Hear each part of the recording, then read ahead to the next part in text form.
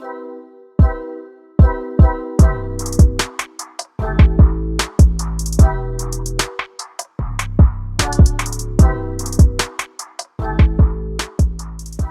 currently still snowing and it's cold and we're in lockdown, which means that the UK is just having so much fun at the moment. Moving on to more interesting things. This is the start of my YouTube channel, which means introductions, which means I'm going to tell you my name, even though the title of my channel is my name. So my name's Kieran. So I'm starting this channel because I want to provide the answers to questions that I had in the past easier and more relatable, because I believe I'm a pretty relatable guy.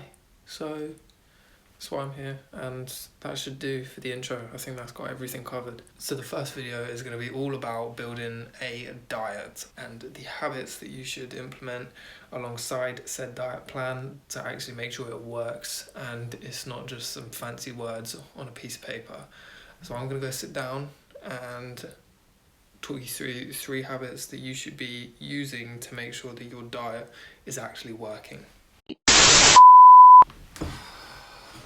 Listen, honestly, I feel like if you could see the rest of those takes, you'd have understood why I went with that one. Anyways, got that out of the way now, which is good. You now know my name and you know what this channel was here for, and I can go into the actual useful stuff, such as building a diet plan that works. Now, to clear something up straight away, this video here is not going to teach you exactly what goes into a diet. That's going to come later. So for example, if you don't know how to calculate calories, this isn't the video. If you don't know what macronutrients are, this isn't the video.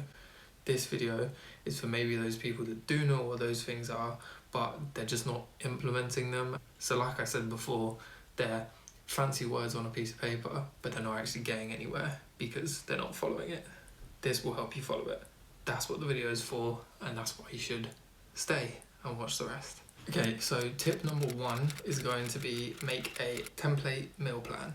This is the plan that you follow on your normal days, where you don't want to have to decide what you have for dinner. You don't want to have to wake up and think, what am I having for breakfast? You know, because you've got this template already set out for you. So the reason for doing this is by building it out in advance, you then make it easier on yourself when you don't want to follow it. So when you want to go out with your friends and go out for a meal or go out and get some drinks, you know what you have to swap out to kind of save room for that later on in the day. So you're not having X for breakfast, having Y for lunch, and then, oh God, I'm going out for dinner and I don't know what can fit my calories because I haven't planned it. It takes a couple of seconds of thought to think, oh, this is what I usually have for dinner. It's 500 calories. I want to go out and have 1,000 calories. Therefore, I need to save an extra 500 calories throughout the rest of my day because I want to have 1,000 calories at dinner with my mates. Simple. So one tip I would have for you for building this out is to build out your fruit and veg first, then your proteins, then your carbs, then your fats. You'll get trace fats from the rest of the foods. If you try building out from your fat sources first, you might lose room for your carbs or your proteins. You might go way over on your fats, and then your protein is nowhere near where it needs to be, and you don't want to go over in total calories at the end of the day. So yeah, fruit and veg, protein, carbs, fats. And one last thing on this template meal plan, it does take time to learn what you will be changing at the end of the day. Like if you go out and have a certain kind of cuisine, you may know that that's quite high in fats, and then therefore you can save room for fats in the day. You won't know all these things when you're first starting out, so don't expect to. Take it as a learning thing, and if you go over, you go over. Just learn for next time. Oh shit, I need to save way more next time because I went out for some sushi and I did not realise there were so many carbs in sushi. Simple. Okay, so tip number 2 is going to be tracking your food and weighing yourself daily. On the weighing one, you can probably save yourself and you can probably weigh yourself weekly, depending on how kind of, I don't want to say how serious your goals are, because then it makes it sound like you're not serious if you weigh yourself weekly. It's a little bit easier to manage if you weigh yourself daily, because what you do is you take your moving average over the past 7 days, and no, do not be scared. You do not need to do any maths. If you get the right app, like Happy Scale on the iPhone, if you have a Fitbit, it will do it for you.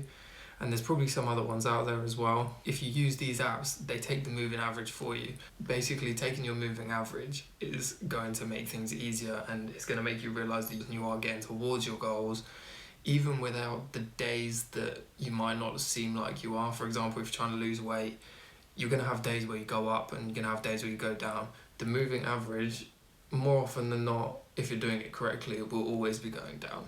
So, yeah. That's for like the weighing side of things. And now moving on to the tracking your food daily, there's going to be people out there, and there's going to be probably you watching this at the moment, probably think you know what you're having because you've tracked your food once and you have the same thing every day. But you've swapped out some cereal because you think all cereal is the same, or you're eyeballing the amount of milk that you're putting in your cereal, just really going in at cereal at the moment. But you get the gist, like try not to eyeball things as much as possible and try to sort of like stick to the same foods. And if you do change, track it, because you don't know, because it seems so small that this is just an extra like 50, 75 calories or something. That builds up over time, and that's where you're going to run into problems, and you're going to find yourself eating 300 calories more than what you should be, or you're going to find yourself under eating if your goal is to gain weight, which you don't want to be doing. So track your food daily and weigh yourself daily, ideally, because then you can take that moving average. But if you can't be asked, do it weekly, you'll probably be fine as well. Okay, and third and final habit to follow your diet and actually make sure it's working is to make smart food choices. And you may have heard this before in terms of like fruit and veg and like micronutrients. Like you want to have like nutrient dense foods, and therefore fruit and veg are your go-to, and you need to make sure they're in your diet. And yes, you want to save some room in your carbs, especially for the fruit, the veg, because they're going to have nutrients and minerals in there that you're not going to get from just filling up everything. Even just with like rice and pasta, like it's just not going to hit all of your macros. So there's that side of making smart food choices. However, there is one other side of the food choices, or the smart food choices, that I want to kind of clarify for you as well.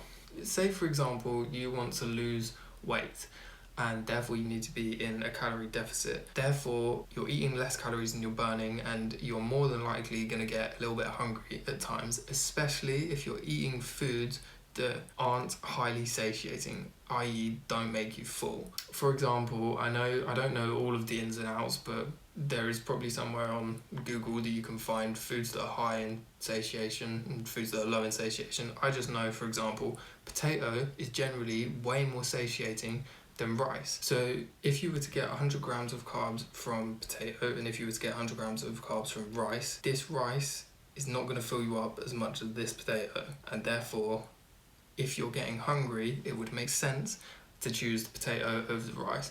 It works both ways as well, because if you're trying to gain weight and you're trying to obviously eat more food than you actually need to maintain, which means you're likely going to get full quite quickly, pick the rice, because that's not going to fill you up as quickly, and therefore you can eat more of it and just have a happier life because you've made a smart food choice. So yeah, I think that's wrapped up all of my 3 habits to follow to make sure your diet is working. There's going to be some more videos coming out on calories, micronutrients, macronutrients to help you build out the rest of your diet plan. But this is basically things to keep in mind, and probably things that you can implement right now to improve your current diet, because you don't need to be on the perfect diet to see things working. And if you have a general understanding, it should help you get somewhere if you just follow these steps that I've set out for you. So hope you enjoyed the video. Let me know if you've got any more questions. I'll put my Instagram in the description, so the easiest place is to DM me there. And yeah, if you're looking forward to the videos, like, subscribe, comment, all of that fun stuff. And yeah, I will see you in the next video.